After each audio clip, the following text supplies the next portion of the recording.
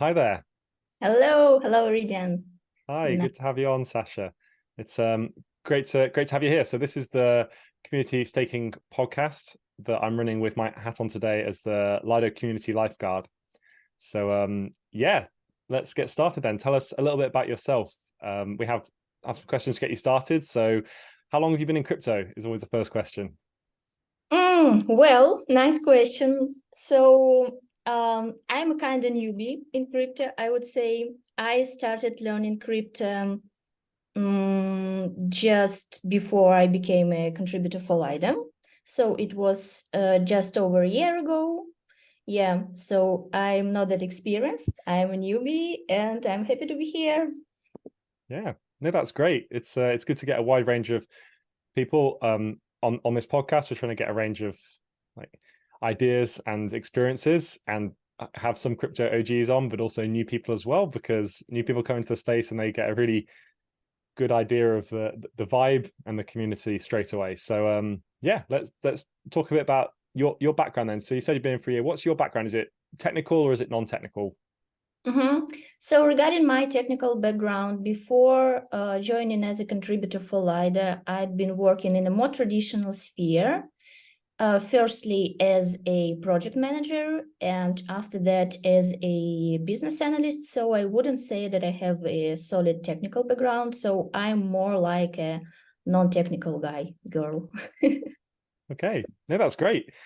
Yeah, so the previous conversation we've had been with much more technical people, so the questions that I ask you will be the same, but hopefully the answers will be very different. So looking forward to that. Um, Yeah. yeah, so firstly, just talking about general staking, some of the questions for you today, and then moving on to a bit about what you do as a Lido DAO contributor, what that's like, and then talking a bit about the future of Lido from your perspective and what you hope to achieve as part of that and what you're helping to do. So just to start with Ethereum staking, that's the topic, that's why we're here. So do you run an Ethereum validator? Obviously no, since That's being okay. non-technical guy.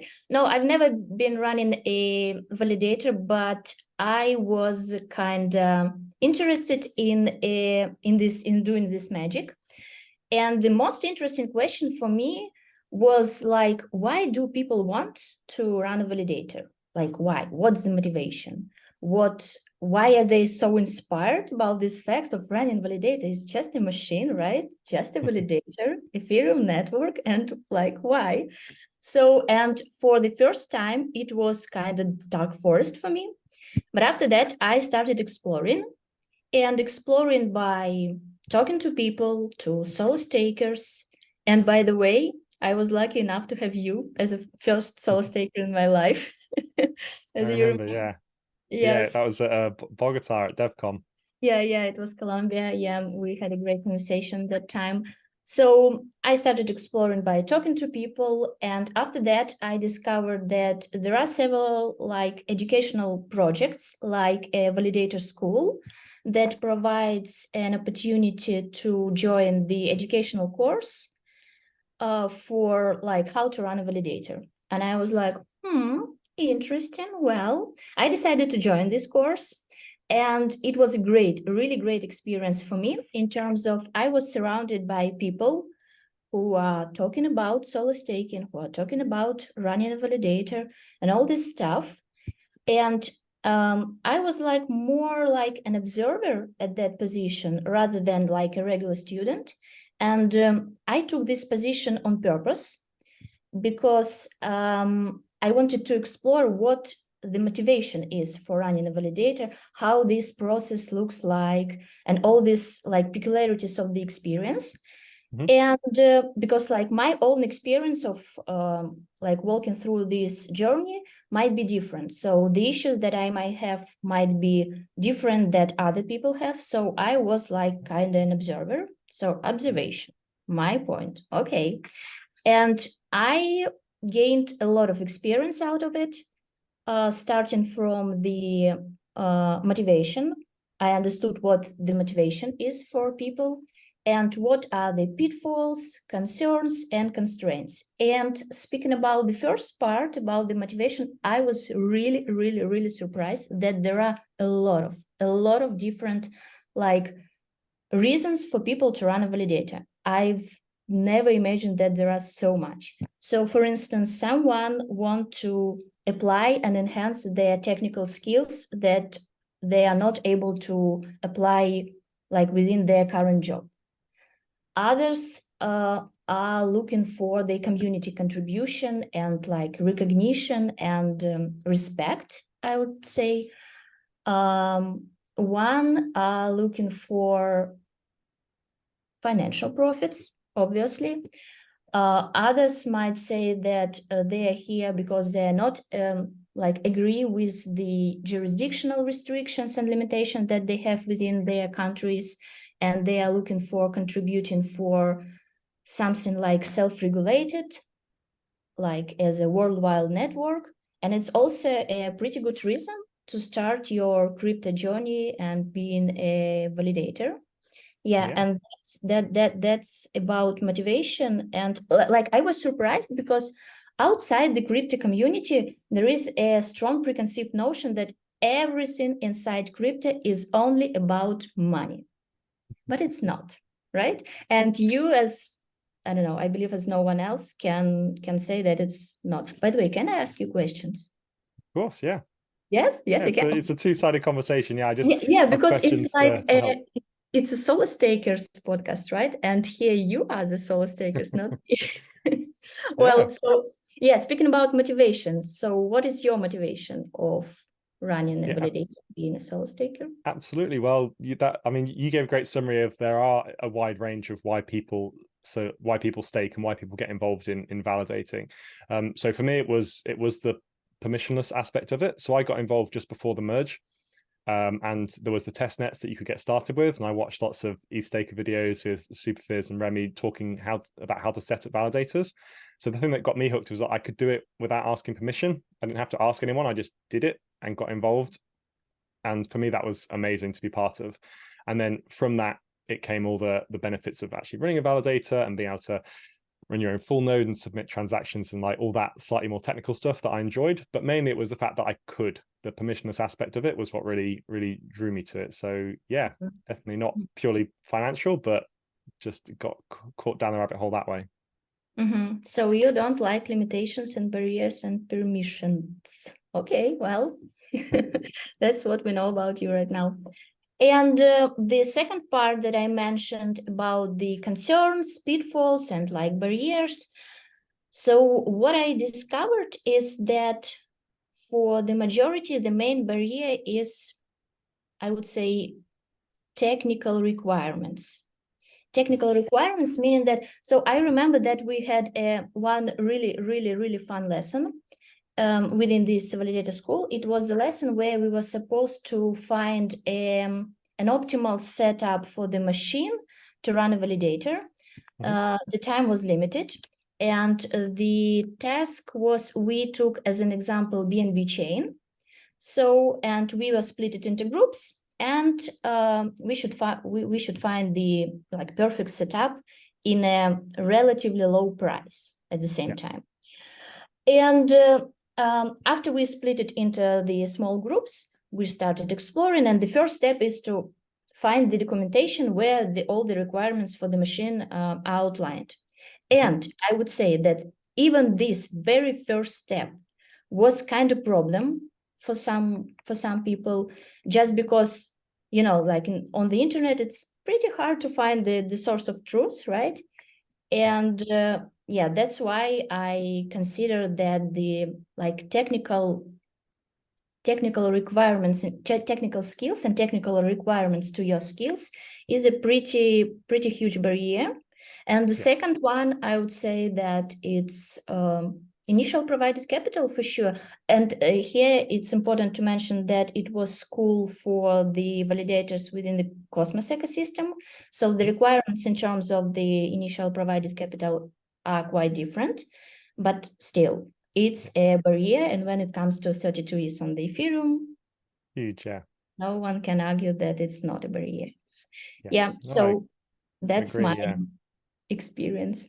That was great. Well, that was a brilliant summary. Not one that I've heard before, going down that kind of like educational route specifically to learn something from a position of not knowing as much, like a less technical background. So that's great to hear that is an avenue that you took to get to where you are now. So yeah, I completely agree and appreciate the comments you made around like the barriers. So the technical barriers is a huge one, and I've done one of the things that I felt when I joined, as I'm sure everyone does in crypto, is that you're late. Everyone, the day you join, you are already late to the party.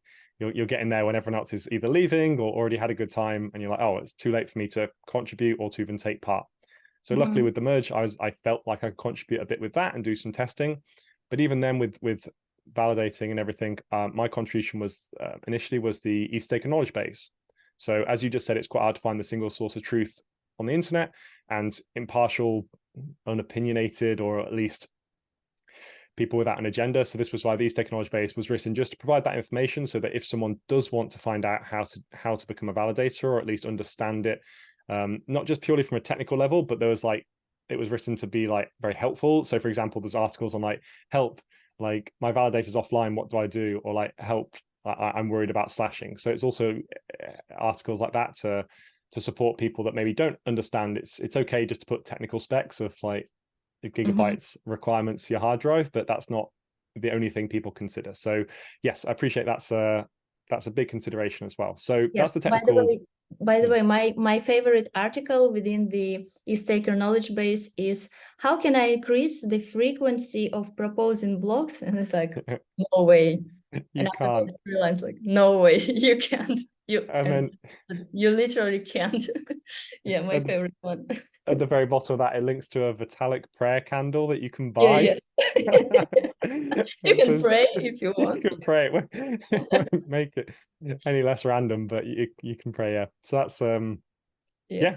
No, it's also been a bit fun as well, and making it a fun experience for people. So yeah, that was the ETH knowledge base from the technical side. As you said, the capital barriers are also an enormous issue for people joining the game late. It's fine if you are Ethereum OG and you have loads and it's just something you do on the side. But if you're joining now and you want to be part of the staking community and you don't have 32 ETH, which is a huge barrier, how do you get started? So that's why I also started getting involved in DVT, because my goal is anything to lower the barriers to entry for people to participate in Ethereum staking, to be able to do what I did, as in join the validating community at any point in time and feel that they can participate. Not that it's there's some phrases like you draw the ladder up after you've climbed the wall kind of thing. Like, you don't want that. I want to make sure that there's always the opportunity for people to onboard and to join. So that's where DVT came in. That's why I got involved in that earlier this year, as I saw it as an amazing way to lower the barrier to entry, to distribute validators more evenly around the world, and also lower that capital requirement through various reasons that we can talk about. So yes, I completely agree. So before we go on to some of that side of it around, this is something that Lido's getting involved with the community staking and how to lower those barriers, and from the Lido perspective, I just want to talk to you a bit more about your experience as a Lido contributor. So first question I ask you is, what do you think the Ethereum community's opinion of Lido is right now? So there are a lot of different opinions and a lot of different reasons for that opinions, a lot of background for having these opinions. And here I have a chance to promote your recent blog post that you recently posted on the Lido Research Forum, that delineates right these aspects of the points of criticism towards Lido. So I personally see that the degree of the criticism towards Lido is pretty high right now. And again, there are a lot of reasons for it, but to be honest, I've never faced with the situation like in person, when I'm, for instance, let's say at the conference, and no one showed me by the criticism in person. Of course, there were a lot of hot discussions, but all of the misunderstanding can solve during this conversation. And I personally think that the part of the issue of the criticism towards Lido stem from the fact that we are not, as a contributors, not communicating a lot with the community. And this lack of communication may cause the like the criticism afterwards. So that's my opinion in general. But like every time I hear or see any kind of criticism, I thoroughly look through, and the voice in my head says like, dear guy, please dig a bit deeper into this issue and investigate it a bit more, and you will see that this problem that you are outlining is not the problem how you look it. Or in certain cases, the voice in my head says, if only you know how many hours of my life I spent to change this part of Lido and make it better.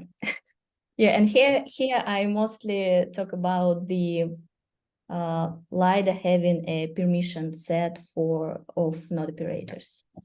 That's the part of my work. That's the part of my contribution.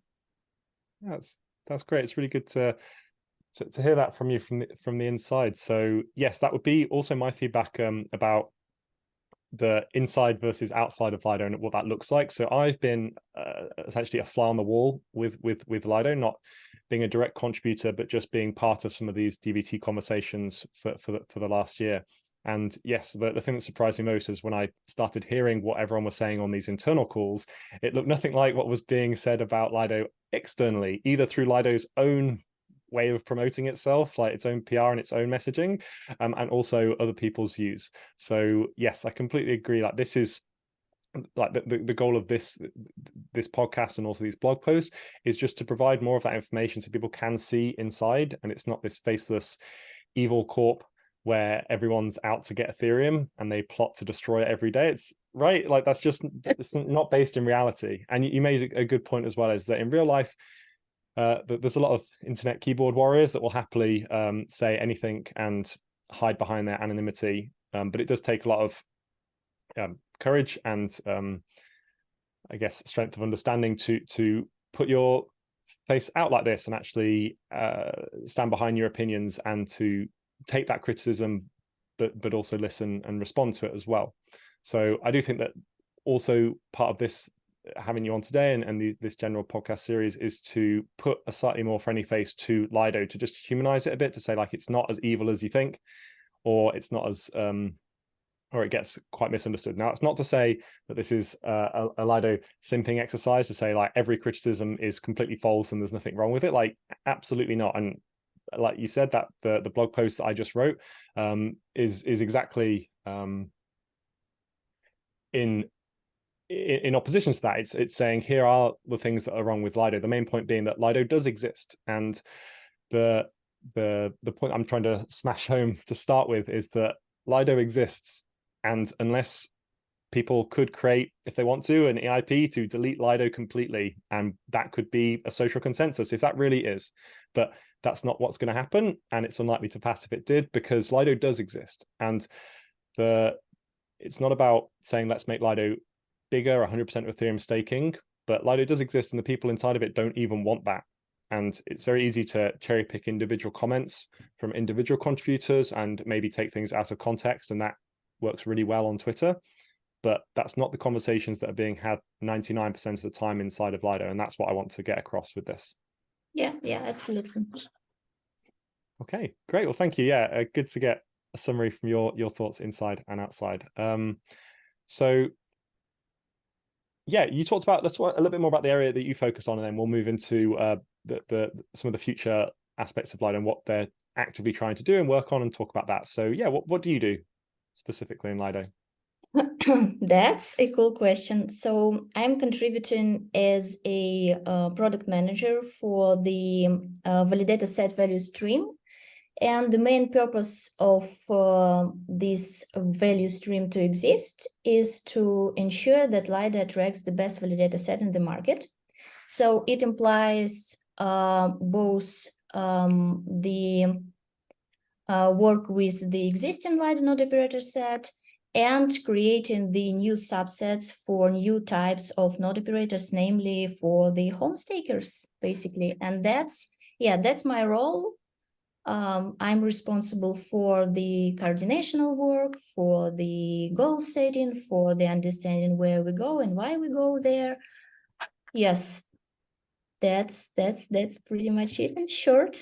Okay, that's a great segue then into the next section. The thing that I want to talk about is where Lido is today and the future of Lido operators. It's a perfect topic to move on to. So these are questions that I normally ask and you give perfect person to answer. Is like, so right now there are 31 permission Lido operators, and I've described this before as it's kind of viewed by the external communities, this ivory tower, or this castle where like once you get in, then like you're protected or you're part of this cabal or inside club and no one else can get in. And from the outside, that is how it looks. Not everyone can join to be a permissioned operator, and even if you apply, there was recently an onboarding round. A very small number of the people that applied got in. So yeah. Yeah. And that's perception is definitely the point that I really want to change, being a contributor for Lido.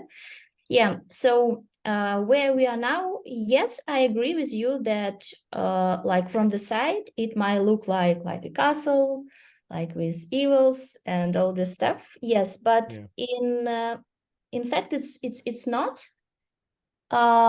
And what we're trying to do as a contributors, again, we are trying to firstly enhance the validator set. And like, you can ask me, like, what's the problem? Just, you have a set of node operators. What's the problem of just onboard, I don't know, like 1,000 new node operators within this set? What's the problem? Like, what's the problem? Why do you only have like 31 node operators? And 7 is pending, by the way. And the reason is that, yes, okay, it's possible, but the reason behind Lido not onboarding like a lot of node operators right now is that the current set of node operators were invented for the special, I would say, type of the node operators.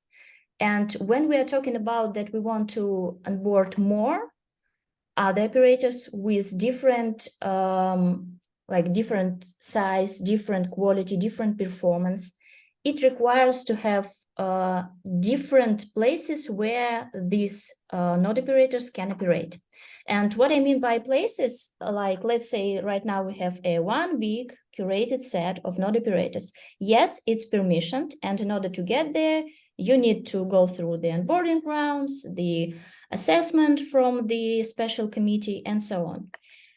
And when we are speaking about the opportunity for the Lido DAO to onboard another type of node operators, let's say independent node operators with a different performance, with a different needs, with a different like way how how Lido protocol can work with them, how Lido contributors can communicate with them, we need to have something else with different mechanisms of risk mitigation, with different mechanisms of like the economics, the different mechanisms, not mechanisms, the different barriers, right? We mentioned before barriers.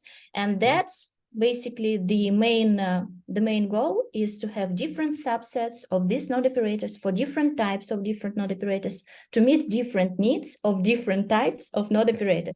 And here I mean the, of course, permissionless module, like as a more traditional way, the more natural way for Ethereum, like permissionless validation. Great. The second one, I would change the position. The first one is DVT. Is DVT adoption, is DVT is a module with the DVT technology inside. The second one is permissioned, and there might be a variety of such subsets depending on what the purpose is. Definitely, yeah. So I'm keen to talk about the modules a bit more and particularly break down like permission, DVT, permissionless, and all of that. But just taking a step back to the points you just made is like, yes, the different roles, the different areas of the operators. And if you looked at Lido and just said, well, why isn't it just a permissionless operator set from the start? And the answer is, well, that wasn't the role it was designed to fill when it first launched. And there are different challenges that come with being having a permissioned operator set, and we've seen this with other existing permissioned operators like Rocket Pool. There are other limitations or other factors to consider. So the main one that I've been looking at and talking about is this idea of capital efficiency and growth. Now, this isn't to say that Lido's goal is to grow exponentially and be the biggest, but it is a side effect of the role it's trying to fill. Because if somebody comes with $100 million or $500 million worth of ETH to stake, it has to go somewhere, and centralized exchanges can absorb that really well. They just take it and spin it up, and there's no problems there. But permissionless protocols, and we'll come into this a bit more about requiring bonds, so you have to have a counterpoint to this, is that the person running the machines has to have a bond. And to have the other side of that bond in a permissionless system, due to the economics that we'll talk about, it means that those systems can't easily absorb that ETH. They could maybe over time. If someone dropped $1 billion worth of ETH over months, it could get absorbed by operators coming in, but it can't be instantly absorbed. And that's the thing that Lido can do. It can have really high capital efficiency. Now, that does mean it has this flywheel effect on growth, is that people tend to then put into Lido because of that at scale, and then it grows more quickly. But that is a side effect of why it was created. It was so that if someone came with a large amount of ETH, they could put that into Lido instead of a centralized exchange. Yeah, and it's even better for Ethereum that someone can put the huge amount of ETH to Lido rather than to a centralized exchange. Yes. And one of the quotes I put in the blog post that I will link at the bottom of this video on YouTube is everyone likes a good versus evil story. Everyone likes like David versus Goliath, or the Empire versus Rebel Alliance, or DeFi versus TradFi. Like, it's always good versus evil, very, very clear defined lines, when it's not like that. Just because something is better does not make the other thing inherently evil, just because it is slightly worse. So the gold standard will always be solo staking, and someone staking at home on their own machine with their own bare metal with no dependencies, like that's the gold standard. But it's also unrealistic to think that will be the entire network. It can be hopefully a big chunk of the network, but not the entirety. And going backwards from there, it's like staking with a pool, or staking on chain with something like Lido, or then centralized exchange staking. And you could argue that even centralized exchange staking is better than a TradFi alternative to, buying stocks in an oil company. So it's all relative to your position and viewpoint. And that's the nuance I'd like to keep injecting into this conversation, is say like we're never saying like Lido is the absolute best, and everything I've ever written and will always push towards is like, if you could solo stake and withdraw from Lido, that's great. But if you can't, or for many reasons due with like liquidity and tokens, you want to have this option, then let's make Lido a better option, not a bigger option, a better option. Better option, yeah, fully agree. Cool. So I think that's covered everything I wanted to ask around, or just talk about like Lido in general and where you sit in it. So yeah, the future. So that's where we are today. Well, that's where Lido is right now. What's the future look like? So you talked about the permission set and 31 plus 7 that are onboarding, and the reasons why that is a small set and doesn't grow particularly quickly because of the various reasons we just discussed. And to be clear, those are unbonded. So I just gave that example of a bond is required, and we'll talk about that now. That first set is unbonded, right? They just get given validators based on reputation and relative trust assumptions based on them being known KYC'd entities. And that's the trade-off. So what comes next then? And the two modules that I want to talk about are the permissionless staking module, which doesn't involve DVT. It's just you come with a bond and stake permissionlessly, and then we'll talk about the DVT modules and what they look like as well. Yeah. So absolutely right that the first one, if we are looking for like in the timeline, in the timeline, so the first one will be the DVT module. It won't be the permissionless one. It will be the kind of trial. So another trial, previously we had 2 trials of the DVT implementation inside the Lido protocol. And the third one is coming. Yeah, there will be initially the testnet for this module. And after that, the first mainnet of Lido plus DVT. Yeah, that's going to be great. And they will be unbonded validators. And speaking about the permissionless module, which is not exist right now, which is on the development phase.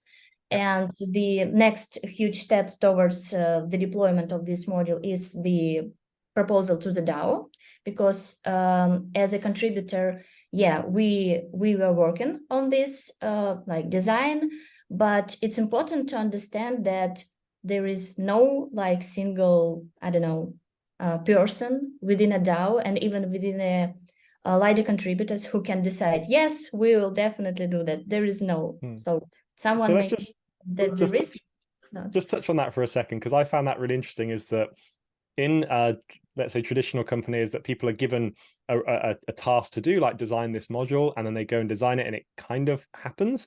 But with the Lido DAO, it's very much like the conversations I've seen, it's like, let's propose this and just hope the DAO accepts it, or like, you know, and it's hopefully in the best interest of the DAO. But it's very much like nothing's, until it's actually decided by the DAO, like it's not been decided at all. Yeah, so the DAO as an organization is completely different from the everything I've ever seen in my life. Yeah, and that's like there are several aspects that makes this work like super fun and super complicated at the same time. So yeah, the first, as I mentioned, there is no one who can decide. In a DAO, there is no one. In a Lido, among the Lido contributors, no one. It doesn't mean that every Lido contributor decide, like make their own decision. It's not. The final decision is always on the Lido DAO side. But in order to get to the point when you feel pretty confident to propose something to the DAO, you need to be aligned, and aligned firstly with the Ethereum values for sure, firstly, with the Lido DAO, with the ecosystem partners, and among the contributors. And that take a lot of effort and time. Yeah, but that's the only way, in my opinion, how like DAO can operate and how the contributors of the DAO can execute. Yeah, that was a really great question, by the way. Yeah, and just as a small insight to that, because you mentioned the communications, like the Ethereum aligned side of it, some of the most interesting and like heated conversations I've seen in some of these Lido contributor meetings discussing things is people fighting like so intensely for Ethereum values, which honestly, if you took an excerpt of one of those calls and posted it without saying it was Lido, no one would actually believe that was a Lido conversation, because that's just doesn't align with what they think Lido is. But it's people like arguing like very, very loudly that like, no, we cannot do that because it does not align with Ethereum. We cannot use, for example, like secondary tokens and stuff because it has to be ETH and all this. Like, it's really, really passionate Ethereum alignment.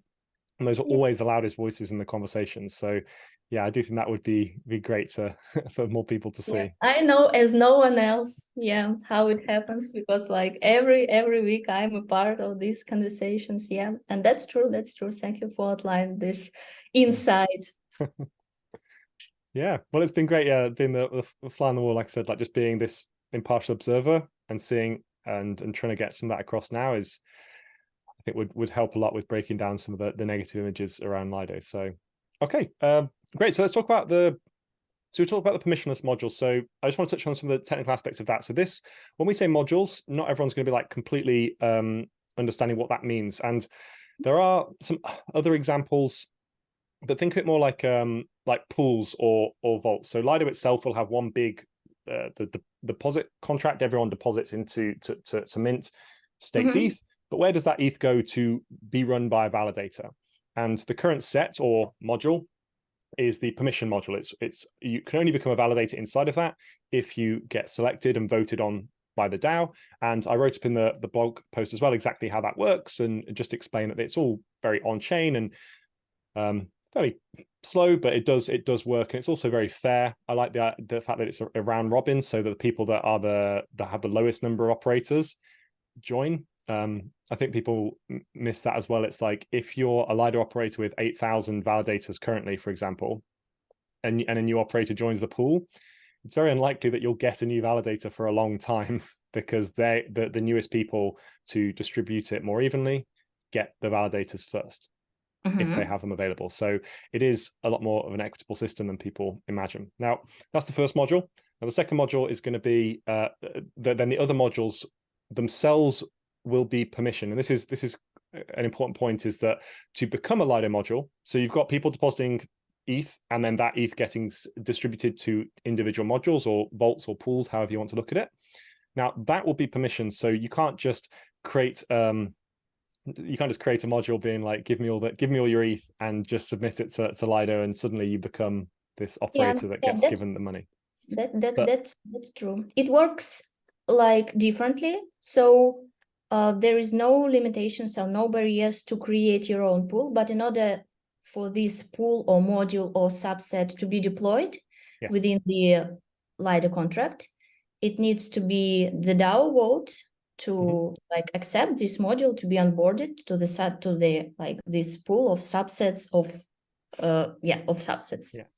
And that's just to be clear, when we're talking about like permissionless, it's like the module itself could be permissionless. So I could propose a module, I could say I've got this idea for a module, and I could write all the code for it, and it would say I want it to use this DBT protocol, and I'm going to have the rewards in this way. And if the Lido DAO thinks that's in the best interest of Lido and the best interest of the Ethereum community, that module can get accepted. Now, that module itself could be permissionless, so people can come and join my module and be validators inside of that.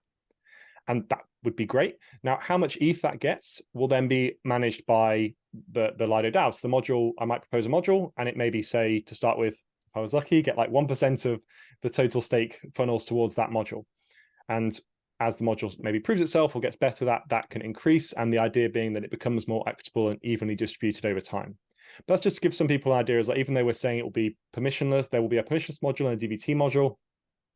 That's the structure of how it will actually work. So it's not going to be a big bang overnight. Suddenly everyone on Lido is permissionless and all those big operators disappear.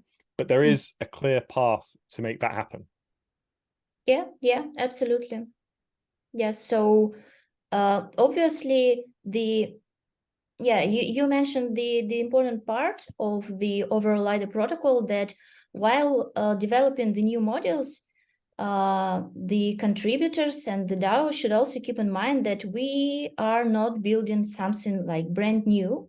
It's a part of the existing protocol, and as you mentioned, it's like it won't change like overnight, right? And become like completely permissionless or like adopt DBT for all the node operators, right? Yeah, and that's why this work should be done really, really carefully in order to be aligned with the existing parts of the protocol and to bring some new value into it. Yeah, and that's like two aspects. Yeah, it's pretty hard to balance between them, but yeah. Hugely, yeah. And that is a lot of the internal debates that I've seen is about that. It's like, well, we can have higher risk, but then lower percentage like TVL, or you could have a bit safer. And that's why the first step you said, this simple DBT module, which will be the first step, will actually be, the way I've heard it described is like an operator in a trench coat. So it's multiple operators in a single coat, like stacked on top of each other. So right now, a single operator applies and gets added to that curated set.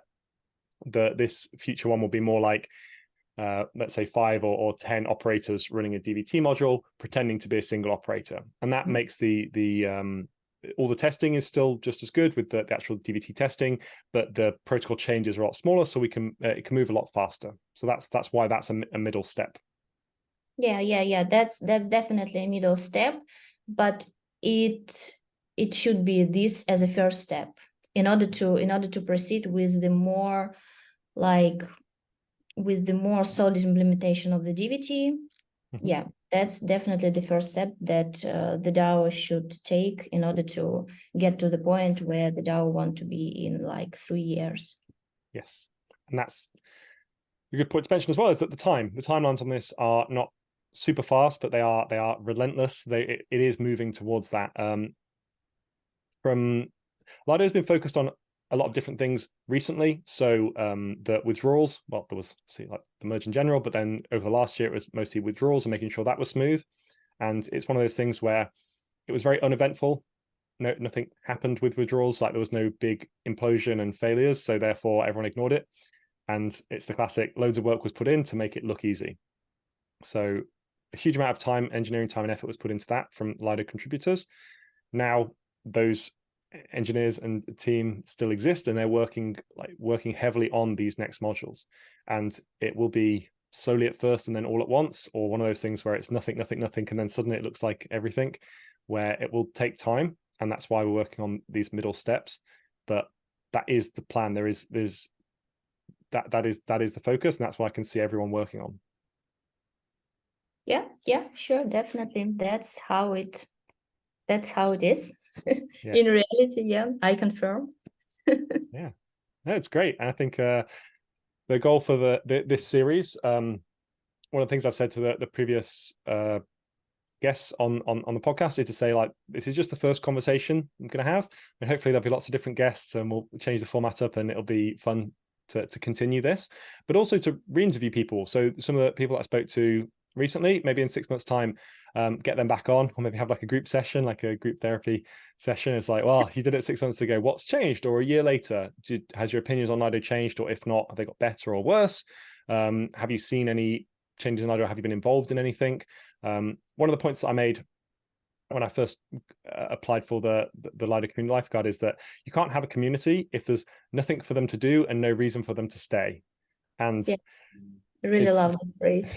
which is true, because unless you're offering, airdrops or like the promise of some future monetization, which is the reason why lots of communities appear big or active, actually building a grassroots community where people care, it's very hard to do that if there's nothing for them to do and there's no way for them to participate. So this podcast series and the blogs is my starting point to give people something to start with, and then as they're able to get involved and be part of it, they'll be able to onboard from there, and the community will grow from that grassroots up. So that's what we're doing right now, and I really appreciate you being on today. It's been so good to talk to you, and the perspective has just been brilliant. Yeah, I was very happy to be here today. Thanks for inviting me. Yeah, and I will be happy to have another like such kind of podcast in let's say 6 months, and we will see what I can say new more. What are the updates?